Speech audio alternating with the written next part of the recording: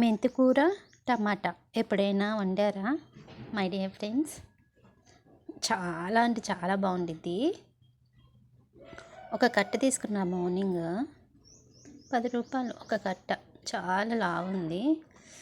So మనం కేవలం ఆకులు మట్టికే తీసుకోవాలి. కొంచెం అక్కడక్కడ వచ్చిద్దిలేండి కొమ్మలు. తాలింపు వేసిన తర్వాత కొంచెం కరివేపాకు వేసి టమాటాలు వేయాలి.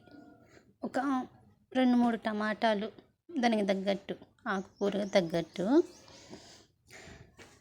మంచిగా మగ్గిన తర్వాతే నూనెలో మగ్గాలి, లేకపోతే పచ్చివాసన పోదు కదా. తర్వాత కొంచెం కొంచెం అందులో వేసుకుంటూ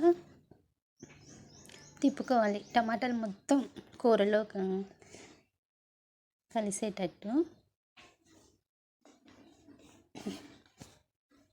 ఇది చాలా మంచిది కదా, మెంతికూర చాలా మంచిది మన ఒంటికి. మెంతికూర పప్పు వండుకుంటారు. ఇంకా మెంతికూరతో చాలా రకాలు ఉంటాయి. పచ్చడి కూడా చేసుకోవచ్చు. మెంతికూర పచ్చడి చేస్తానంటే వద్దన్నారు.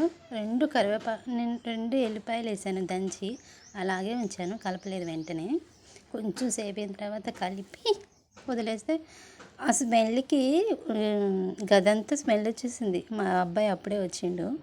అమ్మ పచ్చడి తాలింపు వేస్తాను, మా టమాటా పచ్చడి అన్నాడు. కాదు కాదు చిన్ను అంటే కూర చూసి సో ట్రై చేయండి ఫ్రెండ్స్, చాలా బాగుంది. నాకైతే భలే నచ్చింది, చాలా టేస్టీగా ఉంది.